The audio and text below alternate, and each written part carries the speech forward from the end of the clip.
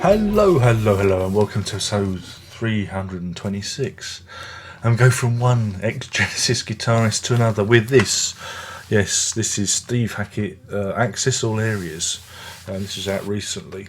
I know at least one person said do a review of it, so there you go. What is it? Well, you've already seen the unboxing. If you peel back, that explains what it is. This is a CD and DVD release. There's a whole slew of them that's been put out on the Edsel record label.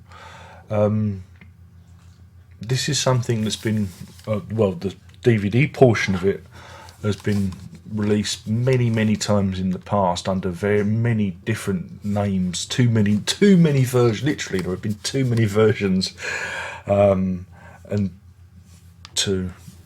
to name. Seriously, often put out by the classic rock group and people like that. But yes, what is this? This is a performance from ITV Studios up in Nottingham back in roughly 1990.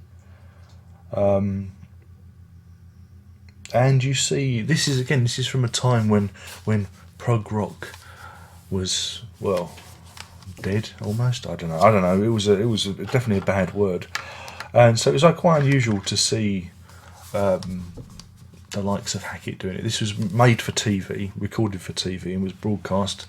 I think I actually remember it being broadcast, so I don't know why I didn't tape it. Who knows? Maybe I was elsewhere. Maybe I didn't have a spare videotape. Remember, videotapes were expensive back in the day, and you'd have to tape over things. Not like now. You just go on YouTube and it's magically appears.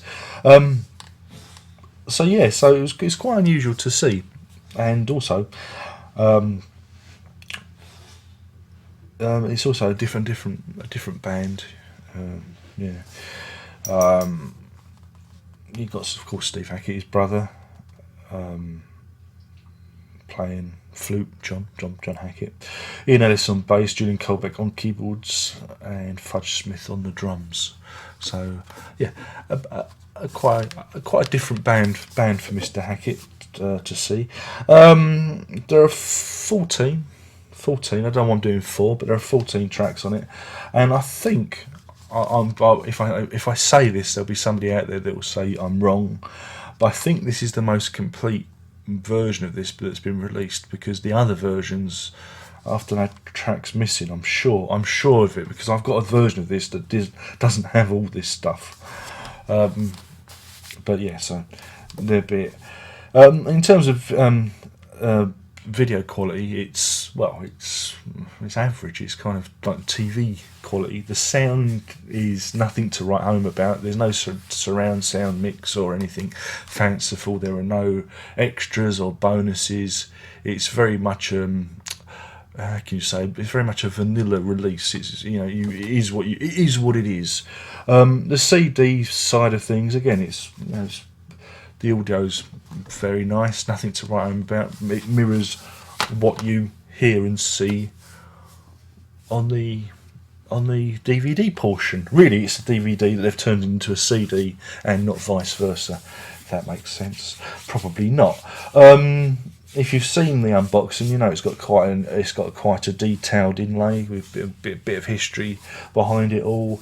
I think this is currently retailing for between $7.99 and $9.99, depending on where you pick it up.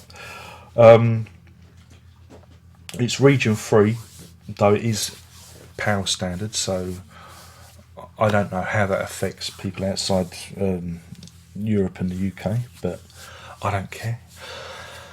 And so there's no, there shouldn't be a problem you picking it up. You'll be able to play it back on your computer if nothing else. I've got a great fondness for this material, because it's the time before prog became popular again, and before we see the tours that the Hackett does now. It's a kind of a more naive time. It's a really good set list. It covers all all parts of his career. It even has a track called "In the Heart of the City," which appears on Guitar Noir, which wasn't out for another couple of years. I loved that album, Guitar Noir. It was good. It was a great album. That takes me back. Another one of those albums that takes me back. So yeah, I mean, it's a real curiosity. This certainly is the best. Certainly is the best looking, best version of this out there. Thing is if you've got it already, unless you're a completist or you've got a tenner burning a hole in your pocket. I think it's worth a punt. It's worth a punt. And hopefully we'll never see another version of this again. So yeah, in terms of a rating, I mean, it scores highly purely because of it's cheap, and you get it is a nice CD and DVD package, so it scores highly there. Again, points knocked off because we've seen this material over and over again.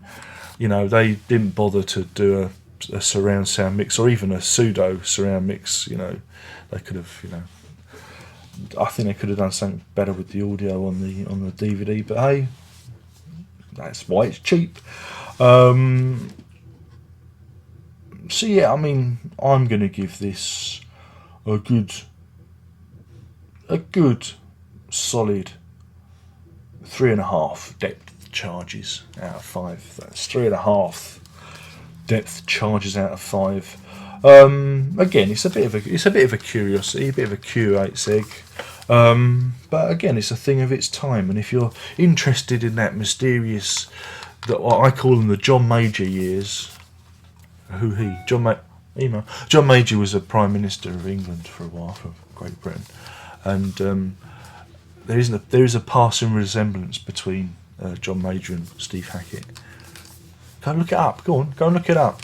It's all the mouth area. I'm sure they're one and the same person. Never seen them in the same room at the same time, etc.